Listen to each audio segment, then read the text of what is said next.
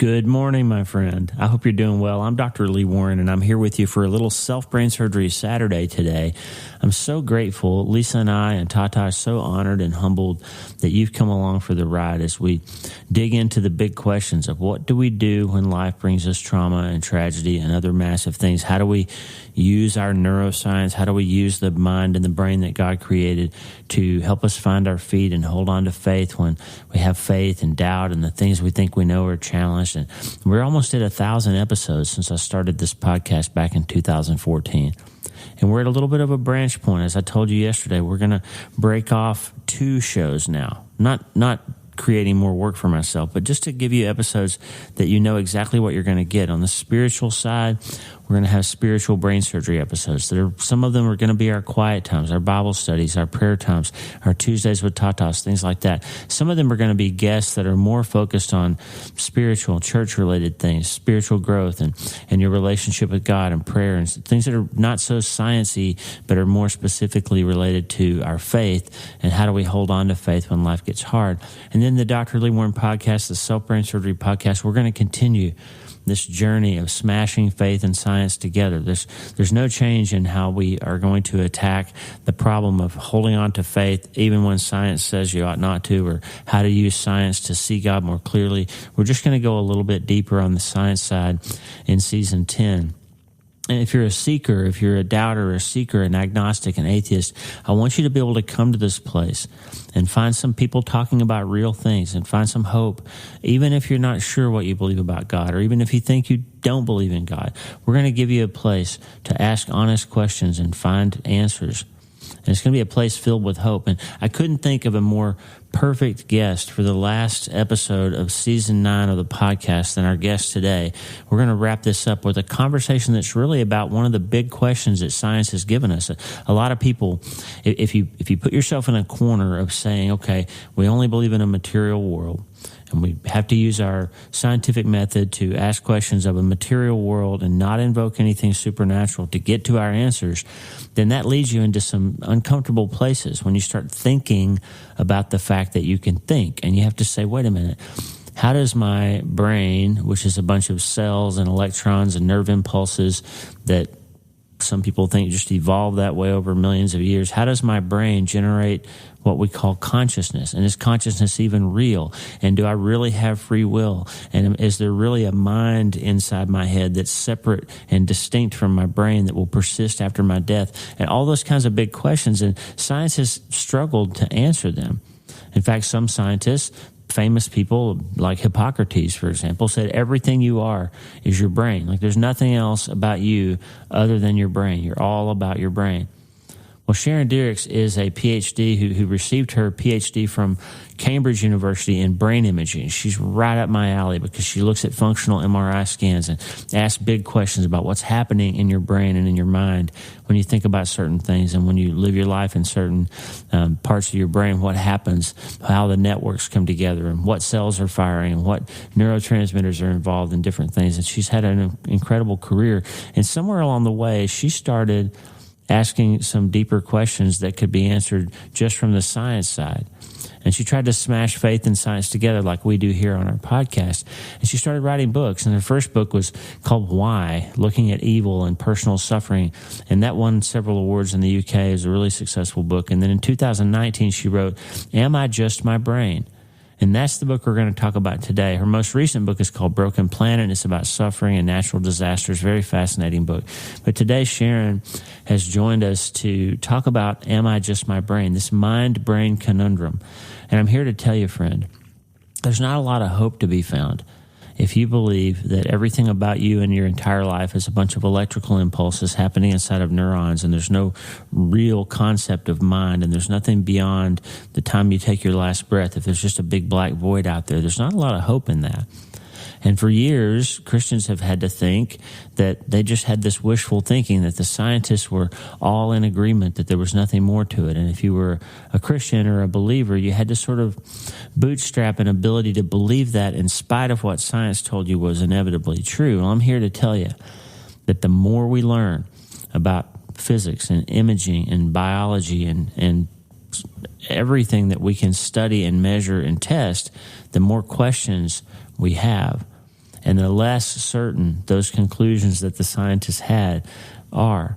And we're going to give you some unbelievable conversations in the coming season with scientists who, like Michael Gillen recently, Dr. Michael Gillen, the cosmologist, astrophysicist, and we're going to have John Lennox coming up, who's a famous Oxford mathematician who's debated people like Richard Dawkins and has really stood up for the faith. And today we have Sharon Dirckx, who's doing the same work. Incredible. She's speaking and writing and appearing on a lot of podcasts, and she's just doing this apologetics meets science work that I'm so interested in and we're trying to do here too.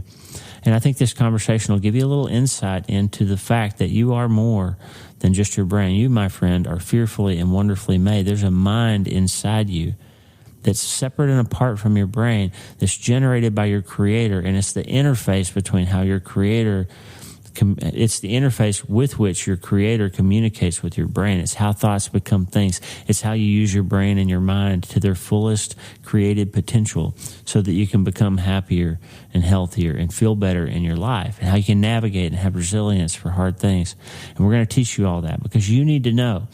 You need to have no cognitive dissonance about the fact that you are fearfully and wonderfully made, that you are more than just your brain. And Sharon Dirckx is going to help get that done as we finish Season 9 of the podcast. I'm going to take a little break.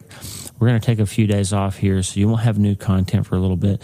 We're going to start the Spiritual Brain Surgery podcast on Tuesday, the 30th of January, and that's going to be the first episode with Elisa Childers and Tim Barnett to talk about their really amazing new book, Deconstructing Christianity. So the first episode of the Spiritual Brain Surgery podcast will be in a couple of weeks. We're going to take a few days off from the podcast, reset. I've got some writing to do and some things I need to get done.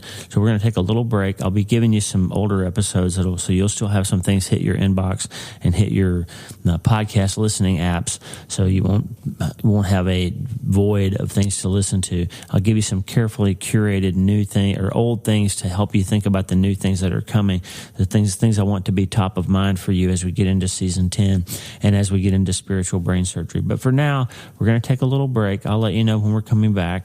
It's going to be a couple of weeks before you have new content, and we're going to be doing some work in the background that will really help Season 10 blow you away. We're going to have some of the most helpful content you've ever heard, helpful and hopeful and healing, so that we can change our minds and change our life. Before we get into Sharon Dirckx' conversation today, Am I Just My Brain? I just have one question for you, my friend. Hey, are you ready to change your life? If the answer is yes, there's only one rule. You have to change your mind first. And my friend, there's a place where the neuroscience of how your mind works smashes together with faith, and everything starts to make sense. Are you ready to change your life? Well, this is the place, Self-Brain Surgery School. I'm Dr. Lee Warren, and this is where we go deep into how we're wired, take control of our thinking, and find real hope. This is where we learn to become healthier, feel better, and be happier. This is where we leave the past behind and transform our minds. This is where we start today. Are you ready? This is your podcast. This is your place. This is your time, my friend. Let's get after it.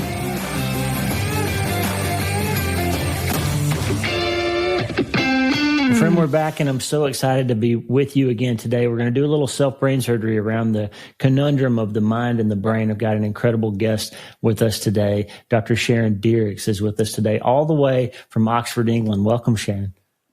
Hi, it's great to be here. So glad that you took the time to be with us, and tell us a little bit about yourself and your background.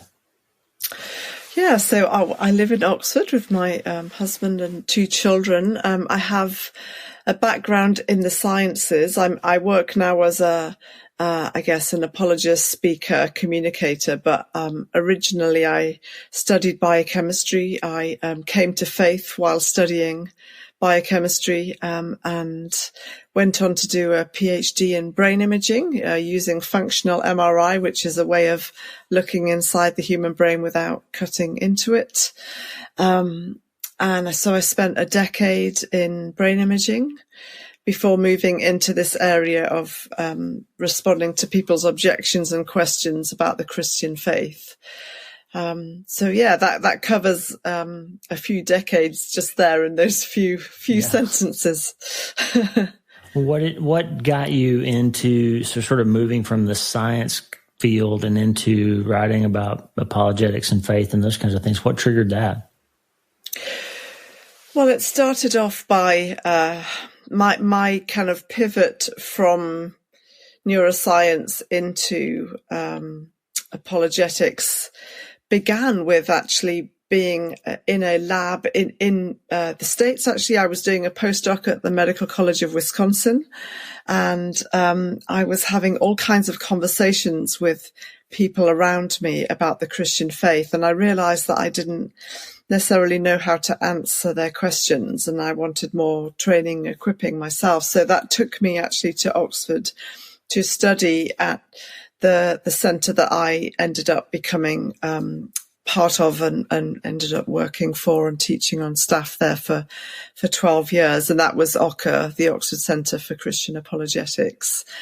And so I received that training myself. And so it was born out of those kind of on the ground, kind of gritty conversations with people who had questions.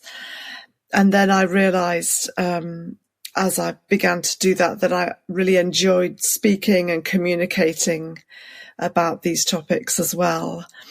And then that led me to think, well, maybe there's a case for writing about it as well, because books can go to places that we can't always get to. And it's a way of capturing something and capturing, one's voice. And so, yeah, I really enjoyed and really had a sense of it being very right to write my first book, which was on personal suffering. And that was very much born out of our personal experiences of struggles with health in my marriage to Conrad. And so, that was kind of the beginning. And then the other books have sort of come from there. So is there a moment, did you grow up in the church or in faith, or did that happen later in your life? No, I didn't. I went to church maybe a handful of times growing up. I knew virtually nothing about the Christian faith. And really my first contact with Christianity was as a teenager. I went to a youth group in my hometown. And then later I went on to college, to university. And I think by the time I arrived there, I was probably an agnostic. I didn't really know what I believed. I didn't really think about it terribly much. But what I did know was that I was a scientist and I wanted to study the sciences. And so somewhere along the line, though, I had absorbed the view that science and God were not compatible. I wouldn't say that I'd actively made that decision, but I think we absorb all kinds of opinions from books, from social media, from our friends, from magazines. And I had just absorbed this, and I arrived at university with it. And I actually was invited to an event in the very first week called Grill a Christian, which was where there were 4 Christians and a room full of people. And you could ask them any question that you wanted. And so I listened to all of the questions other people were asking. And then I put my hand up and asked my own question. Surely you can't believe in God and be a scientist at the same time. And I was given the answer that, yes, you can. Actually, that's a bit like saying that you need to choose between, Bill Gates as the founder of Microsoft Office and the undergirding processes and programs beneath Microsoft Office that enable it to run. And of course, you don't need to choose between those two explanations for why Office exists, but together they give a more complete understanding, and they are kind of complementary and work in parallel. And so this was a game changer for me, to realize that I didn't need to choose between my love of science and the possibility that God might be real. And that actually opened up a whole horizon. It led me to grill a lot more Christians and ask a lot more questions. And over the course of the next 18 months, and it was in the middle of my second year, that I didn't think I had all of the answers. I didn't have all of my questions answered, but I knew enough about the person of Jesus Christ. I was persuaded about the reliability of the biographies that tell us about his life, and was persuaded that he really did rise from the dead, and decided to follow him. I was about 20 years old. Wow. And did that pursuit of that knowledge, when you decided, you said that he was really risen from the dead, did your study of history and what history has to say about that come into that part of that understanding? Was it purely kind of a spiritual exercise?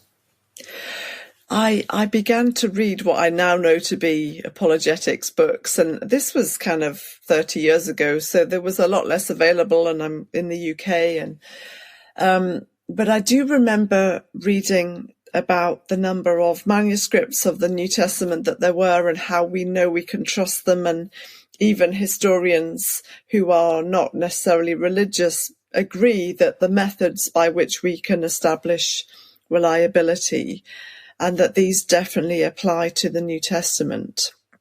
And I remember being really surprised and thinking, this feels like the world's best kept secret. Why hasn't anyone told me this earlier? That this is not just mythical. It's not just kind of some nice ideas that one person had. And it's actually something that is really rooted in history and backed up by thousands of documents that you can trust. And so I was surprised. I was surprised that I hadn't heard that earlier, but I was glad that I did.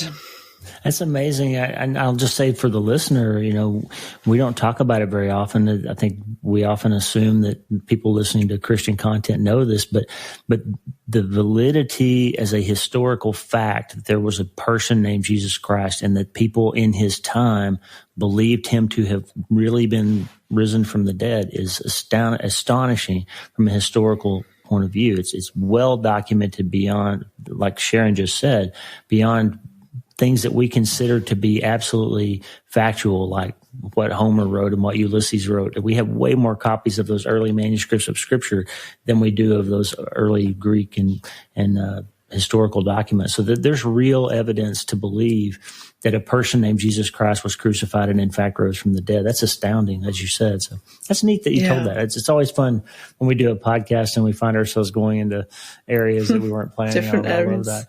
So how did you end up going from a brain imaging expert? You have a PhD in brain imaging from Cambridge, and you're looking at the brain and what the brain does. And at some point you start to grapple with this big question of, is what I consider to be me just a bunch of neural impulses inside of neurons, or is there more to it than that? How did you come to start grappling with this mind-brain conundrum?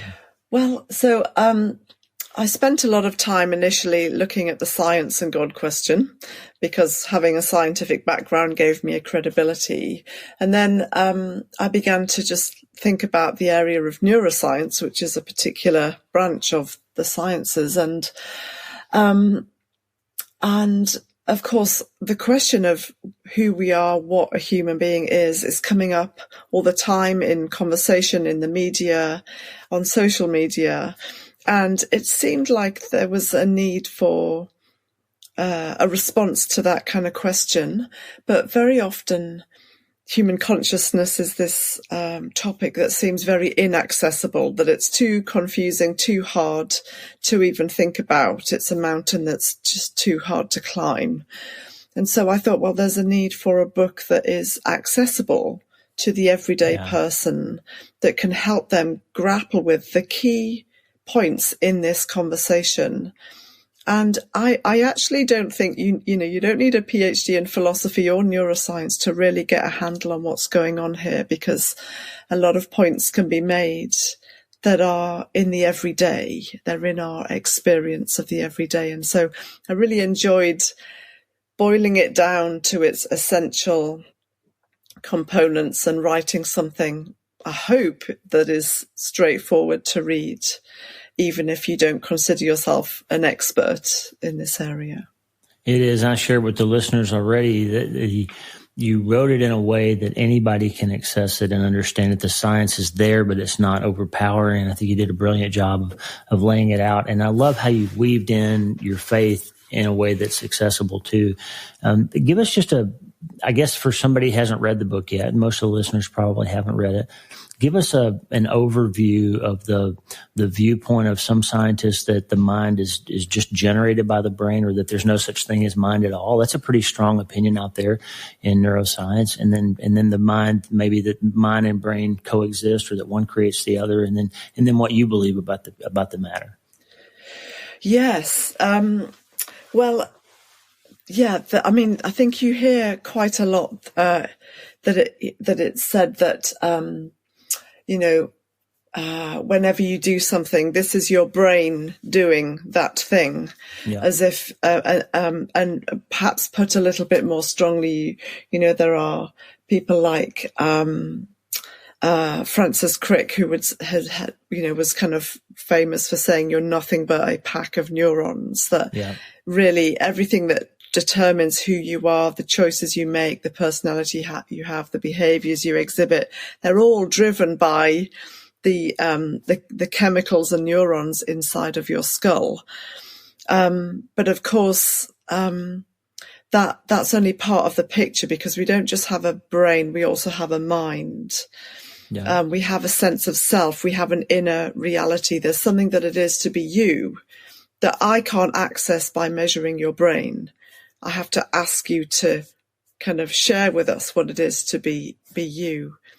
But I can't be that you. There's That's something right. distinctive about the mind that is not the same thing as the brain. But of course, people that say those two things are synonymous are essentially saying there isn't anything that it is to be you. There's just brain activity. But that's kind of crazy. It's also incoherent, because the person expressing that view is saying, my perspective on the world is that there is no first person perspective on the world, which collapses into incoherence. Yeah. You can't and we don't live as though it's true. We live as though we have a genuine, meaningful first person experiential interaction with the world that is to be noted.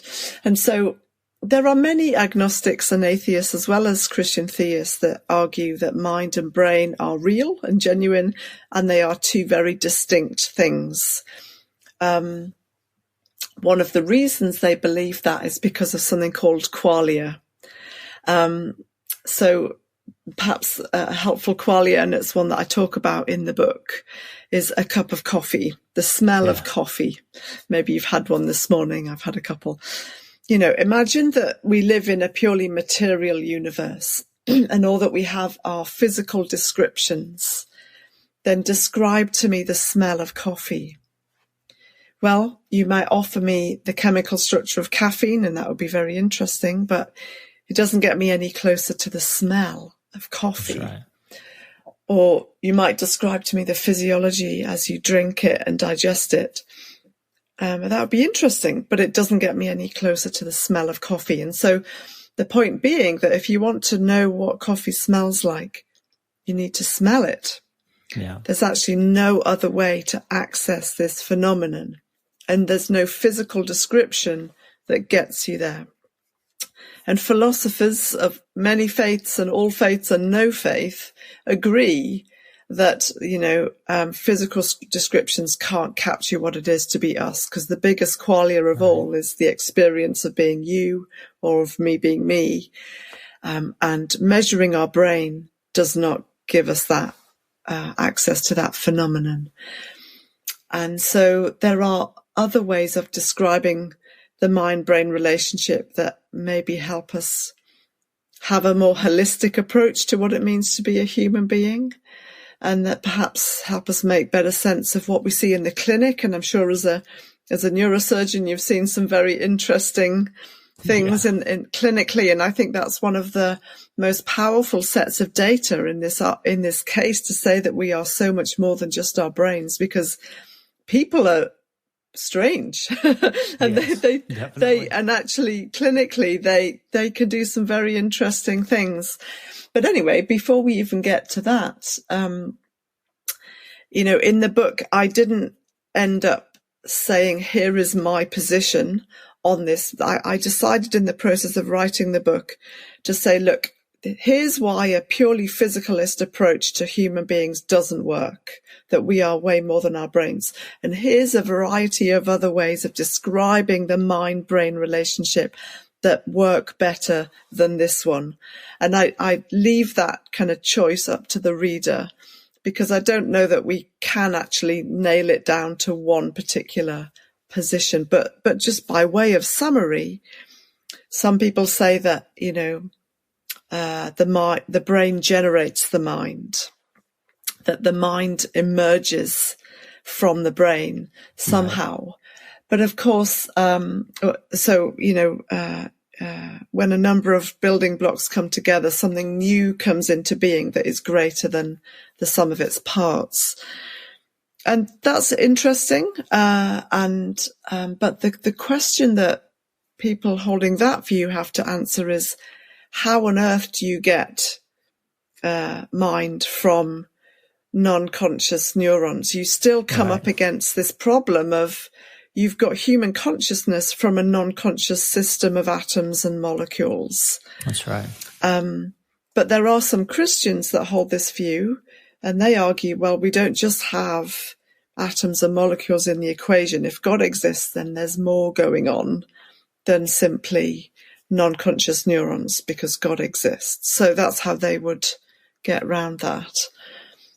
And then there's the position that the mind is beyond the brain, that we actually have a physical brain and a non-physical mind. Right. And this is known as substance dualism. And so proponents of this would say that actually, there's a non-physical realm as well as a physical realm. But those two interact very closely. But of course, proponents of that view have to wrestle with the challenge of, how on earth does a non-physical mind do that? And how do we reconcile that with neuroscience, which is showing these two things to be so closely integrated, which they are. Right. And then there's another view that says that everything is conscious, even, human beings, of course, animals have levels of consciousness, but there are also conscious properties, even down to the atomic scale, and electrons and quarks and so on, that their kind of consciousness is kind of infused into the cosmos and into matter itself. And this is a view called panpsychism, which comes from the Greek pan meaning all and psyche meaning soul. And that's a very a growing view. More and more people are talking about this. But of course, the challenge that panpsychists have to answer is, how do you explain the very different levels of consciousness that human beings seem to have, even compared with the most advanced primates? There seems to be something qualitatively different about the kind of consciousness that human beings have. How do you explain that? Yeah. So every view has its challenges. I think this is this interesting thing. There's a scripture in 1 Corinthians. I can't remember where it is right now, but he says, when someone thinks they know something, they do not yet know as they ought to know. And I think what we're learning from science is that the more we drill down into something, the more questions we find, instead of, now we understand. I think materialism basically thought that eventually we would get to some place where we could explain everything with science. So we would know everything that could be known, and then we would understand why the brain did what it did and all of that. Right. But instead, as the quantum physicists have started to teach us, like, the mind is non-local. Like, there's a lot of connections between my mind and your mind, and electrons can be entangled with one another across vast distances and faster than the speed of light. All these crazy things that the quantum physicists have come up with. And I think what it does is it shows us deeper and deeper insights into the mind of God and how he created us. And I'm just fascinated the more we learn. And I think brain imaging has just sort of taken the lid off of a little bit of that and allowed us to say, wow, we didn't know as much as we thought we knew. Right. And I think that what the science tells us is that mind and brain are connected, and they're connected very closely. If you put someone in an MRI scanner and ask them to use their mind, what do you see light up? networks in their brain. Of course, these two things are connected, but the mistake that's often made is that people extrapolate that to say because they're connected, they must be synonymous or one must create the other. But in making that judgment, we've actually moved out of the domain of the sciences and into philosophy, where we're taking a philosophical position and imposing that back on the data. You know, I saw one time on the cover of Scientific American, it said how the mind arises as this very attractive strapline, and network interactions in the brain create thought. Right. But actually, there's no scientific study that can tell you that network interactions create thought. That's right. That's a philosophical statement that's been imposed upon the data. And this is happening all the time. And I think one of our roles as kind of thinkers and philosophers in this world is to discern, when is that a scientific statement that's empirically derived, or is that actually philosophy? And that's my philosophical position that I'm imposing. Yeah. So this is a fascinating area.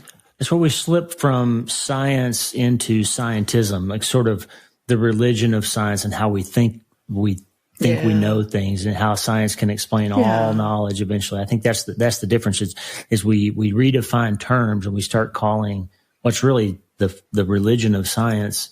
We call it science, which we mean, when you and I talk about that, we mean a method of coming to know things by testing and refining hypotheses and asking questions and being honest with our assessments and all that. But we've turned it into a religion of its own, where we start with a presupposition that materialism explains everything that there is. And now the more we learn, the more we question. I think it's beautiful how you've done it. And ultimately, how does this study for you reinforce and grow your faith? And what can you say to somebody out there who might be a little bit of a doubter or a little bit on the fence? Like, as a person who's looked into this deeply as a scientist, like, how does this bolster your faith? Well, I would say that, at the end of all of this, the question that science could never answer and was not intended to answer is, why on earth are we conscious in the first place? Yeah. Why do we think at all? And I even remember asking that question myself as a 10, 12-year-old, one rainy day looking out of the window. I became aware of my own consciousness. Why do I exist? Why am I here? And, those questions do bubble to the surface sometimes in us. And actually, if there is no God, and if the material world is all that there is, then what explanation do we have for why we can think? And I suppose where it lands with that view is that somehow conscious human beings have arisen from a non-conscious universe. Yeah. And that's not impossible, but it's kind of surprising. It's kind of not consistent with the starting conditions. But if God exists, then we've actually lived in a conscious universe all along. That's because right. God is a conscious community of Father and Son and Holy Spirit, and has actually made human beings in his image. And so we can have a very clear and helpful response to the question, why can we think? Well, we can think because God is a thinker. That's which right. is another reason why your ministry and my ministry and all kinds of other ministries of people really trying to dig down and think about matters actually really matter, because God thinks, and God is a conscious thinking being that has created humans to be like him. And so why can we think? Because God exists, and we are able to think these higher thoughts so that ultimately we can know him. We're the only creatures, arguably, that are capable of that higher rational thinking and asking big questions. Why are we here? Yeah. I believe that that's because God's made us to know him, and he's searching for us, and we search for him whether we necessarily realize it or not. And that's because God is real, and he knows us and loves us, and he can be known by us because we are conscious thinking beings. Wow, that's beautiful. I can't encourage you highly enough to read this book, Am I Just My Brain? We talk on this podcast all the time, Sharon, about the fact that the work of people like Andrew Newberg and Jeffrey Schwartz have shown us that you can change your brain by changing the things you think about. There's this fascinating work on looking at the hippocampi, the volume of the hippocampus in people who pray and meditate, and it gets bigger when you change how you think. And I've drawn the analogy of, I have an old iPhone, it's an iPhone 11, and I can plug it in at night, and it can do a software update. But when I wake up the next morning, it has new software, but it's still an iPhone 11. It hasn't changed the hardware. But our brains, we can change the hardware. We can change the structure of our brains by changing the way we think, the things that we think about and how we think about them. And so what does that say to you? I mean, as a neuroscientist, like how do you reconcile the fact that the mind can actually change the structure of the brain? Yeah. I mean, this is another argument for why we are way more than just our brains. It's not just one-way traffic that your brain drives your mind and that's it, end of story. Actually, as you've just said, the mind is powerful in its impact on the brain. And this is a phenomenon known as downward causation that a lot of neuroscientists talk about. And that it's actually an argument for why the mind is just as important as the brain. And in fact, as you say, it can bring about changes in the physical brain. I think that it's an argument for why the brain isn't the whole story. And we see it also in things like the placebo effect, where your beliefs about a supposed drug that you're receiving can have a therapeutic benefit to you, even if it's a placebo, because of what you believe to be true about it. And we also see it in things like psychosomatic illness, or phantom limb pain is another fascinating area, where there's kind of severe pain in a part of the body that has actually been removed. And the mind is a powerful and mysterious thing that can't be necessarily pinned down. And of course, Andrew Newberg and Jeffrey Schwartz have done fascinating work on, as you say, what happens in the brain when you pray. And this is not data that we need to be afraid of either, just because there are studies showing brain networks that are active during all kinds of meditation and prayer doesn't mean that undermines the validity of that prayer. Just like, if you were to scan the brain of somebody about their love of chocolate, you would see all kinds of network interactions activated, reward centers firing, and similarly similar areas to when you're in love. There are all kinds of networks in the brain that light up that are associated with romantic love. But that doesn't mean that the experience of love isn't genuine. We come back to this qualia, the experience is very different to the networks. The two are correlated, but they are distinct phenomena. And of course, we wouldn't question the validity of the relationship itself. In fact, the existence of the relationship is why there is activity in the first place. And so this kind of data is not data that we need to be afraid of or shy away from. It's actually kind of confirming what the Bible says, which is that we are physical and spiritual beings. We're integrated, holistic, physical and spiritual beings. That's a great thing. We should be more concerned if there was nothing happening in our brain when we're praying. That's really. Right. I find it highly encouraging. Paul told us 2,000 years ago that, hey, if you want to be less anxious, then pray and be thankful. And now we know from neuroscience, for example, that when you're anxious, your hippocampus short circuits down to the amygdala and gets that fight, flight, freeze thing happening in a very direct pathway. But when you're engage gratitude and things like prayer and gratitude, the circuit goes to the frontal lobe and gets your thinking involved and calms things down and lets you make executive decisions before you decide what emotion means, right? So it's to me, it says that the scripture told us what was going to happen in the neuroscience and why it was helpful to us thousands of years ago. It's corollary to me. I love it.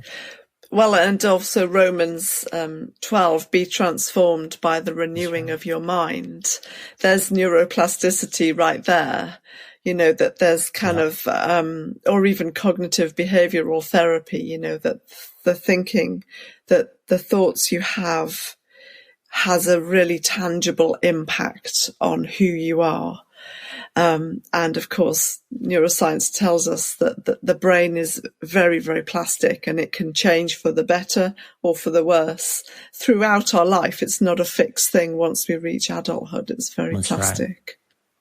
We tell our people you can't change your life until you change your mind. And it's because we've learned, and you've helped us see now, that the things we think about turn into the things we are and affect the way our brains work. And tell us a little bit about your other two books before we go. Oh, yeah. So my first book was written in 2013, and that was about personal suffering. Both books, and my most recent book is about natural disasters, so a particular form of suffering. How do we explain earthquakes and hurricanes, tsunamis, and so on? Both books use the format of combining personal stories with apologetics arguments. So you've got that combination of appealing to the head and the heart and looking at arguments and reasons, but also at people's actual lives. And any reasons that we give have to be able to land in the gritty reality of life as well. And so with Broken Planet in particular, many of the stories, some of them have come from North America, or they have been, they've come from people who have experienced natural disasters like wildfires, hurricanes, tsunami, earthquakes, locust infestations, and also pandemics, which is a form of natural disaster that came to us all, actually. Sometimes we experience the cataclysmic ones from a bit of a far away from a distance, but the pandemic came close to everybody. And so I have written very specifically to this form of the question of suffering. If God has created the natural world, then why has he made it the way that he has, such that we are caught up in these events and suffer and die? And there are lots of things we can say on that, which I unpack in Broken Planet. Well, I'm so grateful that you're writing and that you're doing the work that you're doing. It's already helping me, and I think this book is going to make an impact for our listeners. I just can't thank you enough for your time here today, Sharon. Thank you so much, Lee. It's been an absolute pleasure to be here, and thank you for your ministry as well. Absolutely. God bless you. What a great conversation. I'm so honored and thankful that Sharon took the time to be with us. And I told you that was going to be a mind-bending conversation. You're not just a bunch of cells, friend. You didn't just evolve out of the sludge into some organism that somehow attained something that you believe is consciousness. So you are an incredible, well-designed, well-constructed, ever-changing, ever-healing, ever-improving structure that your Creator has made you in His image. And He made you so that you could think and communicate with Him, with your mind, and that you could use your mind to improve the health and the function of your brain, that you could take charge and dominion over your genetics through the magic, the incredible gift of epigenetics, that you can engage your frontal lobes for selective attention so that you can stop thinking about harmful, repetitive, automated things, and you can create new synapses. You can harness Hebb's law and the quantum Zeno effect and make new structural connections between different parts of your brain. You can improve the function of the networks of your brain. You can change your mind and thereby change your life. I'm so thankful that Sharon took the time to help us. Hey, I want to thank Abigail from the Good Book Company, the publicist that helped arrange this podcast, Abigail Talbot, and the incredible work that they're doing over at the Good Book Company. And we have, amazingly, they've donated 3 copies of Sharon's book, Am I Just My Brain, that we'll be able to give away to listeners. So the good folks over at the Good Book Company, Abigail and Tim Thornborough as well over in the UK, made this interview and the one coming up with John Lennox possible. So if you'd like to have a copy of Sharon Dirckx' incredible book, Am I Just My Brain, send me an email, lee@drleewarren.com, with your name and your mailing address, and we'll choose 3 names out of that list of people that write in to receive a copy of her book from the Good Book Company. Get that book in your hands. It'll be really helpful, especially if you know somebody who's kind of interested in science, but also trying to figure out how faith and science fit together. This would be a great gift for somebody like that. It's well written. It's accessible. It's not over your head, even if you're not into science at all. Sharon did a beautiful job of writing it on a level that anybody can understand these big concepts about mind and brain and neuroscience and philosophy and theology. It's beautiful. I actually shed some tears during the last chapter of this book. She did such a great job of doing exactly what we're trying to do here, smashing faith and science together. Really, really well done. And so if you'd like a copy, please send me an email, lee@drleewarren.com. Do not leave your address in a comment somewhere that I have to hopefully find. I need you to send me an email. They're going to get a lot of people writing in for this book, so don't make extra work for me. Send me your name and your mailing address with your zip code to lee@drleewarren.com, and we'll choose 3 of those winners to send over to the Good Book Company, and Abigail will send you a book. God bless you, friend. I'm so grateful for the ground that we've covered here in Season 9. I am more excited about Season 10 than I've ever been excited about anything, and the new Spiritual Brain Surgery podcast I think is going to really, really be a powerful place for us to get together and get to know our Creator even more intimately through the magic, through the incredible gift. I keep saying magic because it feels like magic to me, how He's made us. But of course it's not. It's just the incredible skill of our designer, creator, God, of how we're put together. And we're going to smash all that together in Season 10 and in the Spiritual Brain Surgery podcast in a new way. We're going to open your eyes, heal your heart, help you find hope, and we'll get after it all. But before we do any of that, you get to start today.